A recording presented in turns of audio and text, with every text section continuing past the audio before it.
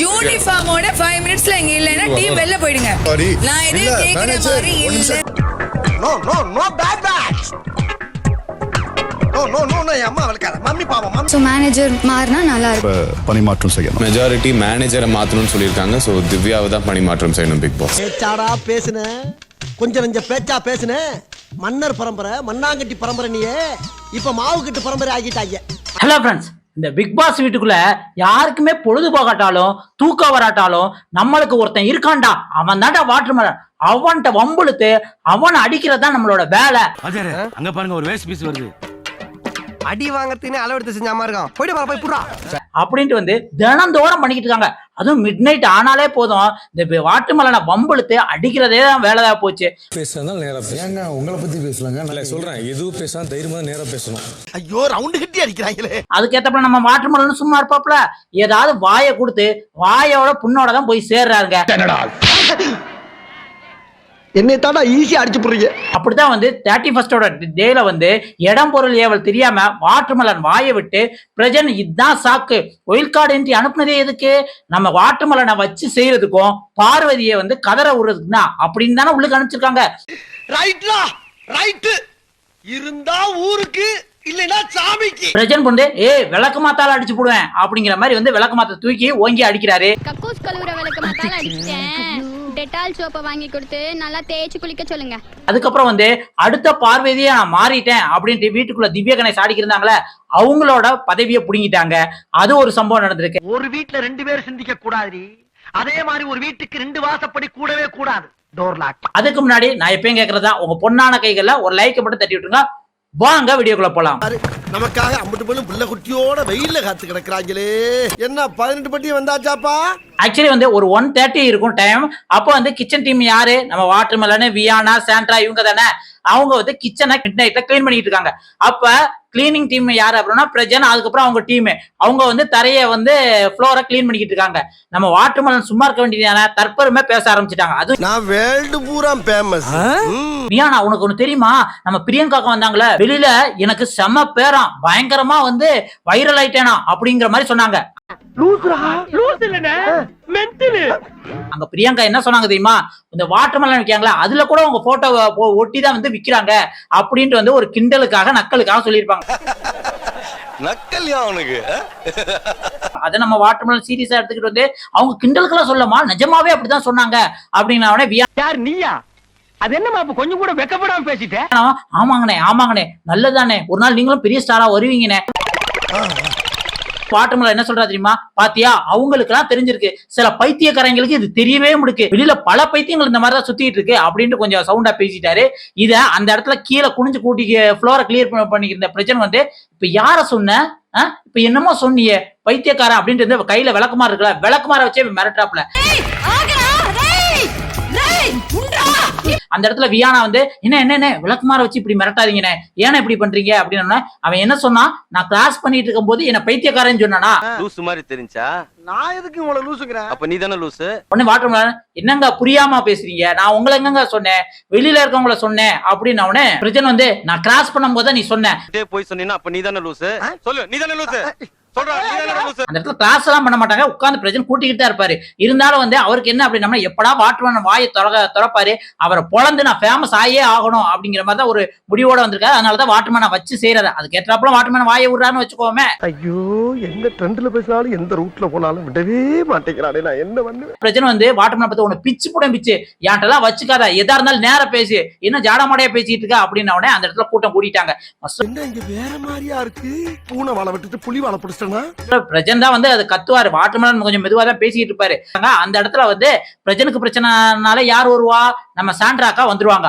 அவங்க பேசிட்டு இருக்கல, வாட்டர்மெலன் வந்து ஏங்க இப்படி வந்து வீம்புக்குனே வந்து சண்டை போடுறீங்க அப்படின்ன உடனே நம்ம சாண்ட்ரா வந்து நேத்தே வாட்டர்மெலன் நைட்டு வாட்டர்மெலன் கூட சண்டை போட்டாங்க. இன்னைக்கு வந்து என்னது வீம்பு நான் சொல்றேன் என் புருஷனை பார்த்து அப்படிங்கிற மாதிரி வந்து கோவ போடுவாங்க. உன்னை இப்ப நான் பலாருன்னு அறிவேன், மூடின வாங்கிக்கணும். அங்க வந்து பிரச்சனை வந்து விளக்கமாத கொண்டு அடிக்கிறாப்புல வந்து காமிப்பாப்ல, உன்னை பிச்சு புடையும் பிச்சுன்னு சொல்லுவாப்ல, பயங்கர வார்த்தைகளை விடாப்ல. அப்பெல்லாம் கேட்க மாட்டாங்க. ஆனா வாட்டர்மெலன் வீம்புக்கு அப்படின்னு சொன்ன உடனே சாண்ட்ராக்கு கோவம் வந்துடும். ஒயில் கார்டு வந்ததுக்கு ஏதாவது ஒரு கண்டென்ட் கிரியேட் பண்ணும் அப்படிங்கிற மாதிரி தான் இருந்தது. இதுக்கு இடையில வந்து நம்ம திவ்யா கணேஷ் கேப்டன் வந்து கத்தாதீங்க, வாங்க வெளியில போவோம், வாங்க வெளியில போவோம் அப்படிங்கிற மாதிரி வந்து கூப்பிடுவாங்க. ஆனா அந்த இடத்துல யாரும் கத்த மாட்டாங்க, மெதுவா தான் பேசுவாங்க.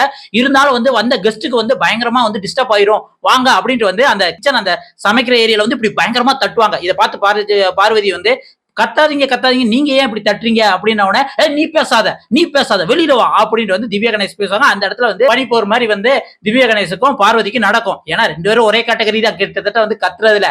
என்ன இவங்க 30 நாளைக்கு முன்னாடி வந்திருக்காங்க, இவங்க ஒயில் கார்டை திவ்யா கணேஷ் ஒயில் கார்டா வந்திருக்காங்க, அவ்வளவுதான் அப்படிங்கிற மாதிரி தான் இருக்கு.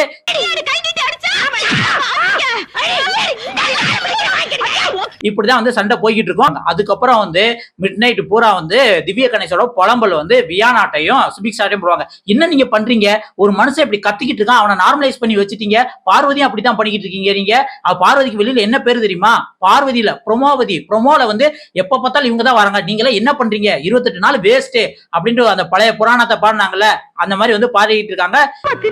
உட்காந்துட்டு இருக்குதுல்ல, தப்பா போச்சு, அதுங்க கொழுப்பு அடக்க முடியாது. வியானாவும் சுபிக்ஷாவும் இல்ல நாங்களா வந்து கரெக்டா தான் நடந்துகிட்டு இருக்கோம், ஆனா வந்து அவங்க அடங்க முடியாங்க, என்ன பண்ண சொல்றீங்க, நீங்க எப்படி வந்தவொடனே 3 நாள் கத்துறீங்களோ அதே மாதிரி தான் 3 நாள் நாங்க இருந்தோம், அதுக்கப்புறம் அவங்க அடங்க மாட்டேன்னு நாங்களே விட்டுட்டோம். போய் நம்ம ஒரு முடிவு கட்டுறோம், அவசரப்படாதீங்க, இந்த மாதிரி விஷயத்துல நம்ம கொஞ்சம் பொறுமையா இருக்கணும் அப்படிங்கிற மாதிரி வந்து சொன்னாங்க. உடனே திவ்யா கணேஷ் நான்லாம் அப்படியெல்லாம் விட மாட்டேன், நான் அவங்கள வச்சு செய்வேன் அப்படிங்கிற மாதிரி வந்து நைட்டு பூரா வந்து எப்படியா பார்வதியை வந்து டார்கெட் பண்ணி ஏதாவது பண்ணணும் அப்படிங்கிற மாதிரி வந்து திவ்யா கணேஷ் புலம்பிட்டு இருக்காங்க. ஐயோ, உன்னை என்னைக்கு சந்திச்சனோ அன்னைக்கே பாதி உசுறு போச்சு. அப்படியே அடுத்து மார்னிங் ஆன உடனே சாங் முடிஞ்ச உடனே இந்த எஃப்ஜே வந்து நடுகால பெட்ஷீட்டை போட்டு சோஃபால தூங்கிட்டு இருக்காப்ல. நாய் குலைச்சதுன்னா எல்லா கண்டஸ்டன்ஸும் இரிட்டேட் ஆயிட்டாங்க. முக்கியமா கெஸ்ட் வந்தவங்க, யார் அது காலையில தூங்குறது அப்படின்ட்டு வந்து பயங்கரமா இரிட்டேட். என்ன பண்றீங்க நீங்க அப்படின்னா, சார் எனக்கு தெரியவே இல்லை சார், எனக்கு தெரியல, சோஃபால படுத்து தூங்குனதே தெரியாது. நடுகால சோஃபால படுத்து பெட்ஷீட்டை போட்டு தூங்குறாராம், அது இவங்களுக்கு தெரியல அந்த மேடத்துக்கு, சரியா அப்படின்னு சொல்லி சமாளிக்கிறாங்க. இருந்தாலும் வந்து நல்லா வாங்குன்னு வாங்கிட்டாங்க. என்ன காலையில நீங்க வந்து எதனால வந்து என்கிட்ட கேக்குறீங்க, உங்க சர்வன்ட்லாம் என்ன ஆச்சு, அவங்கள ஒண்ணு ரெடி ஆகல, ஒரே வந்து நல்லாவே இல்லையே அப்படின்ட்டு வந்து நம்ம தீபக்கும் மஞ்சரியும் சொல்லிட்டாங்க. கேட்டவனே திவ்யா கணேஷ் வந்து என்ன நீங்க திட்டுறீங்களா கெஸ்ட், நான் போய் அப்படியே வந்து இருக்கிற ஸ்டாஃப் எல்லாம் திட்டுறேன் அப்படின்ட்டு வந்து கத்துறாங்க. ஸ்டாஃப் எல்லாரும் இங்க வாங்க, ஸ்டாஃபோட ஹெட் எல்லாம் வாங்க இங்க வாங்க அப்படின்னோடனே, மேம் ஹெட் எல்லாம் வந்துட்டோம் மேம். ஹெட் வந்துட்டீங்களா, அப்படின்னா உங்களோட உங்களுக்கு கீழே உள்ள அசிஸ்டன்ஸ் எல்லாம் வர சொல்லுங்க சார். மேம் பாதி பேர் குளிக்க போயிருக்காங்க மேம் அப்படின்னு சொன்ன உடனே என்ன தெரியுதுன்னே கத்துறாங்க. இங்க பாருங்க, நீங்க என்ன செய்வீங்களோ எது செய்வீங்களோ தெரியும், 5 நிமிஷத்துல எல்லாரும் இங்க வந்துடணும். நீங்க பாத்ரூம் போவீங்களா, பிரஷ் பண்ணுவீங்களா, குளிப்பீங்களா, குளிக்க முடியும், எல்லா ட்ரெஸ் போட்டு வாங்க. அதே வந்து கூலி தொழிலாளர்கள் எல்லாம் இருப்பாங்கல்ல, அவங்ககிட்ட ஓவர் அராஜகம் வந்து இந்த மேனேஜர் எல்லாம் பண்ணுவாங்க, அந்த மாதிரி நடந்துக்கிட்டாங்க. அது பாக்குறதுக்கு வந்து உண்மையிலே இரிட்டேட்டிங்கா இருந்தது. அத வந்து துஷார் போய் கேட்டவனே துஷாருக்கு அவருக்கு சண்டை வந்தது. துஷார் நான் 2 நாள் குளிக்கல, எனக்கு கொஞ்சம் கூட குளிக்கிறதுக்கு டைமே விட முடிக்கீங்க அப்படிங்கிற மாதிரி வந்து சொல்றாங்க. திவ்யா கணேஷ் இவ்வளவு நேரம் என்ன பண்ணீங்க, சீக்கிரம் எந்திரிச்சு 2 நாள் குளிக்கலன்னா சீக்கிரம் குளிச்சுட்டு வந்துக்க வேண்டியதானே அப்படிங்கிற மாதிரி கத்துவாங்க. துஷாருக்கு வந்து சிட்டிக்கு கோபம் வந்துருச்சு அப்படிங்கிற மாதிரி இன்னைக்கு ஒரு துஷார் வந்து ஒரு 2-3 நாளே வந்து பயங்கரமா பெர்ஃபார்ம் பண்ணி சண்டை கேட்டுக்கிட்டு இருக்காரு திவ்யா கணேஷ்ட. அதுக்கப்புறம் அது ஒரு ஃபைட் போய்கிட்டு இருக்கு. இருந்தாலும் வந்து இருக்கிற எல்லாருமே வந்து திவ்யா கணேஷ் மேல செம காண்டாயிட்டாங்க. என்னங்க நீங்க இப்படி பேசுறீங்க, ஒரு மேனேஜர்னா கிட்டத்தட்ட வந்து இவ்வளவு கத்திக்கிட்டு இருக்கீங்க அப்படிங்கிற மாதிரி கேட்டவொடனே திவ்யா கணேஷ் வந்து இது நானா பேசல, உள்ளுக்கு பேசினாங்க, கெஸ்ட் எல்லாம் பேசினாங்க, அதை வந்து நான் வந்து இங்க வந்து அப்படியே வந்து ஒப்பிக்கிறேன் அப்படிங்கிற மாதிரி வந்து பேசிடுவாங்க. ஆனா கடைசியில பார்த்தோம்னா இவங்க தான் காண்டாயி பயங்கரமா பேசுவாங்க. அதுக்கப்புறம் பிக் பாஸ் பாப்பாரு, எல்லாரும் வாங்க மீட்டிங், உங்களுக்கு வந்து ஃபீட்பேக் வந்து கெஸ்ட் கொடுக்க போறாங்க, எப்படி நடந்திருக்கணும் அப்படிங்கிற மாதிரி கூப்பிடுவாங்க. கெஸ்ட் 3 பேர், தீபக், மஞ்சரி, பிரியங்கா 3 பேர் உட்கார்ந்துகிட்டு வந்து தீபக் சொல்லுவாப்ல, இந்த ஹோட்டல் வந்து செம பிரமாதமா இருந்தது, பயங்கரமா கவனிச்சிங்க, நான் எதிர்பார்க்கல அப்படின்னு சொல்லுவேன்னு பாத்தீங்களா, அப்படியெல்லாம் சொல்ல மாட்டேன், ஒண்ணுமே இல்ல, சும்மா கவனிக்கிறீங்க தவிர ஒருத்தங்களுக்கு வந்து ஒரு கம்யூனிகேஷன் சரியா இல்ல அப்படிங்கிற மாதிரி சொல்லுவாங்க. அதுக்கு பிரியங்காவும் வந்து இங்க வந்து யார் கூடயுமே வந்து ஒரு ஜெல் ஆகுற மாதிரி வந்து ஒரு வைப் செட்ற மாதிரி யாருமே கிடையாது, சும்மா பேருக்கு கடமைக்கு வேலை பாக்குறீங்க அப்படிங்கிற மாதிரி வந்து நல்லா திட்டி விட்டுருவாங்க. அதுக்கப்புறம் வந்து 3 ஸ்டார் கொடுப்பாங்களா, இந்த டாஸ்க்ல வந்து நல்லா யார் பெர்ஃபார்ம் பண்ணாங்களோ அவங்களுக்கு ஒவ்வொரு ஸ்டார் கொடுப்பாங்க. யார் அதிக ஸ்டார் இருக்கோ அவங்க 2 பேருக்கு நாமினேஷன் ஃப்ரீ பாஸ் உண்டு அப்படின்னு சொன்னாங்களே, அந்த மாதிரி ஸ்டார் கொடுக்குறாங்க. அந்த மாதிரி ஸ்டார் கொடுக்கல வந்து பிரியங்கா யாருக்கு கொடுக்குறாங்க அப்படின்னா நம்ம பிரவீன் ராஜுக்கு தான் கொடுக்குறாங்க. ஏன்னா பிரவீன் ராஜ் வந்து வேலன் வந்துட்டா வெள்ளக்காரன் அப்படிங்கிற மாதிரி வந்து உண்மையிலே வந்து அதுக்கு மாறிடுவாரு. ஃபர்ஸ்ட் வந்து பிரவீன் ராஜுக்கு, அடுத்து வந்து யாருக்குன்னா சுபிக்ஷாவும் அப்படின்னு ஓவர் ஆக்டிங் பண்ணிட்டு வந்து பக்கத்துல வந்து பயங்கரமா பண்ணாங்க. ஓவர் பெர்ஃபார்ம் பண்ணனால சுபிக்ஷாவுக்கு ஒரு ஸ்டார் கொடுத்துறாங்க. அதுக்கப்புறம் வந்து வியானா வந்து செம கிரியேட்டிவிட்டியா வந்து இந்த சாப்பாடுலாம் சூப்பரா பண்ணிருந்தாங்க.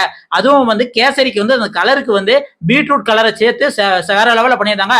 உண்மையிலே அவங்க கிரியேட்டிவிட்டி நல்லா இருந்தது, நல்லா சர்வ் பண்ணாங்க. அதனால அவங்களுக்கு ஒரு ஸ்டார் அப்படின்ட்டு 3 பேத்துக்கு 3 ஸ்டார் கொடுத்துட்டாங்க. அதுக்கப்புறம் கெஸ்ட்ட போய் வந்து திவ்யா கணேஷ் மேனேஜர் இருக்காங்களா, அவங்க போய் வந்து கேக்குறாங்க என்ன எப்படி எல்லாம் இருக்கு அப்படின்னு.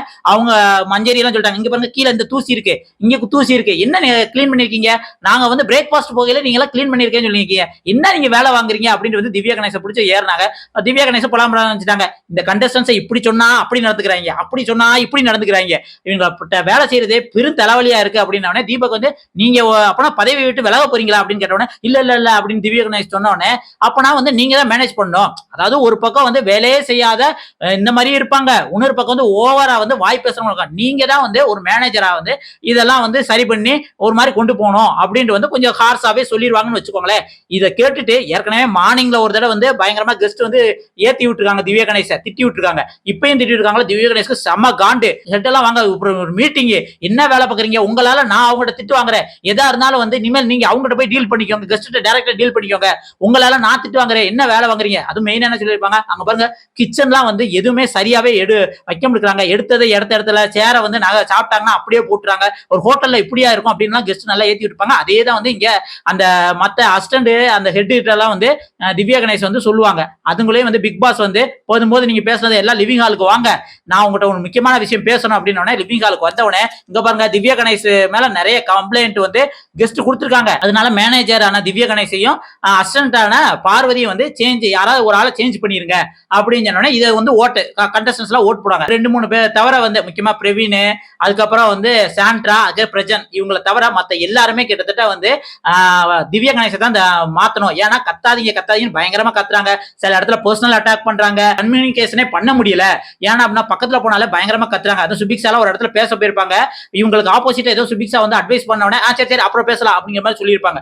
அந்த மாதிரி வந்து நிறைய விஷயங்கள் வந்து திவ்யா கணேஷ் இப்படி பண்றாங்க அப்படின்ட்டு வந்து திவ்யா கணேஷை தான் நாங்க மாத்த போறோம் அப்படின்ட்டு ஒருமித்த கருத்தா சொல்லிடுவாங்க. திவ்யா கணேஷோட பதவி பறிக்கப்பட்டது. அப்புறம் இந்த பதவி யாருக்கு கொடுக்கலாம் அப்படிங்கிற மாதிரி கேட்டாங்கன்னா ஏற்கனவே ஒரு 4 கேட்டு இருக்காங்களே, அதுல இருந்து 4 பேத்தையும் நிக்க சொல்லி அதுக்கு யார் கொடுக்கலாம் அப்படின்னு கேட்டாங்கன்னா எல்லாருமே வந்து விக்கல்ஸ் விக்ரம கொடுக்கலாம், அவர் தான் வந்து கூலா ஹேண்டில் பண்ணுவாரு, எல்லாரும் கூட நல்ல ஒரு கம்யூனிகேஷன் இருக்கும் அப்படின்றது கிட்டத்தட்ட எல்லாருமே வந்து ஒருமித்த கருத்தா வந்து இனிமேல் ஹோட்டலோட மேனேஜர் வந்து நம்ம விக்கல்ஸ் விக்ரம் தான் அப்படிங்கிற மாதிரி சொல்லிடுவாங்க. இதுல வந்து திவ்யா கணேஷுக்கு பெருத்த அவமானம் தான், உன்னால ஒரு விஷயத்த கூட சரியா செய்ய முடியல அப்படின்ட்டு பதவியை பறிச்ச மாதிரி தான் கிட்டத்தட்ட பறிச்சிடுறாங்க. அதுக்கப்புறம் சாண்ட்ரா வந்து திவ்யா கணேஷ்ட போய் பேசுறாங்க, நான் ஒரு தப்பு பண்ணிட்டேன், அந்த உங்களுக்கு வந்து இப்ப மேனேஜர் பதவி இருக்குல்ல அதை வந்து மாத்துறதுக்கு எல்லாரும் வந்து பேசினாங்களே, அதுல ஃபர்ஸ்ட் வந்து துஷார் தான் பேசுவாப்ல, போய் வந்து இவர் இந்த திவ்யா கணேஷ்ங்கிற வந்து கேப்டன் சரியில்லை, எதுக்கு எடுத்தாலும் சண்டை போறாரு, எங்கிட்ட கேட்க முடியாதுன்னு சொன்னால அது போய் வந்து திவ்யா கணேஷ்க்கு தான் அந்த ஓட்ட போட்டதுனால எல்லாருமே திவ்யா கணேஷ்க்கு போட்டாங்க. ஒருவேளை சாண்ட்ராவான நானும் வந்து போய் பார்வை சொல்லியிருந்தேன், ஏன்னா மேனேஜர் அசிஸ்டன்ட் மேனேஜர் யாராவது ஒரு ஆளை தான் மாத்தணும், நான் பார்வை சொல்லியிருந்தேன் எல்லாரும் மாறி இருப்பாங்களே, நான் இன்ஃபுளுன்ஸ் பண்ணிருப்பேன்ல அப்படிங்கிற மாதிரி சொன்னாங்க. அப்படி எல்லாம் ஒண்ணும் இல்லை, நீங்க என்ன சொன்னாலும் திவ்யா கணேஷ் தான் வந்து போயிட்டு அடிக்க போற மாதிரி தான் மத்த எல்லா ஹோட்டல்ஸ் ஊழியர்கள் பூரா இருந்தாங்க. ஆனா அவங்க அப்படி நினைச்சுக்கிட்டாங்க, நம்ம பேசணும்னா இன்ஃபுளுன்ஸ் ஆகி மாறி இருப்பாங்க அப்படின்னு. திவ்யா கணேஷ் அப்படியெல்லாம் இல்லங்க, எப்படினாலும் என்னதாங்க டார்கெட் பண்றாங்க, என்னதாங்க கார்னர் பண்றாங்க அப்படிங்கிற மாதிரி வந்து ஒரு சிம்பத்தி கார்டு மாதிரி வந்து ட்ரை பண்றாங்க. ஆனா இப்ப பாருங்க எல்லாருமே விக்கல்ஸ் விக்ரம் வந்து மேனேஜர் ஆன அப்புறம் எல்லாமே அவங்க வேலையை பாக்குறாங்க, இதுக்கு முன்னாடி வேலையை பார்க்கல இல்ல அப்படிங்கிற மாதிரி வந்து அவங்களுக்குள்ள புலம்புறாங்க. சரி இதுவும் பத்தாது போர் அடிக்க அப்படின்ட்டு பிக் பாஸ் இன்னொரு என்னன்னா இந்த நைட்டு தள்ளுவண்டி கடை மாதிரி வந்து ஆகா ஹோட்டல் மாதிரி வந்து ஏதாவது பண்ணி கெஸ்ட்டை வந்து இன்னும் டான்ஸ் ஆட வச்சு இப்படிங்கிற மாதிரி வந்து கடைசி நைட்டு பூரா போயிருதுங்க. அவ்வளவுதான் 31st டே வந்து அவ்வளவுதான் முடிஞ்சுதுங்க. இதுல நல்லா பாத்தீங்கன்னா ஒரு 2-3 சண்டை இருக்கும், மற்றபடி வந்து அப்படியே கயாசா ஒரு மாதிரி வந்து என்ன சொல்றதுன்னே தெரியல, ரொம்ப போரா தான் போச்சு அப்படிங்கிற மாதிரி தான் நம்மளுக்கு தோணுச்சு. இதை பத்தி உங்களோட கருத்து என்ன அப்படிங்கிறத மறக்காம கமெண்ட்ல சொல்லுங்க. அடுத்த ஒரு வீடியோல சந்திக்கலாம். நன்றி, வணக்கம் மக்களே.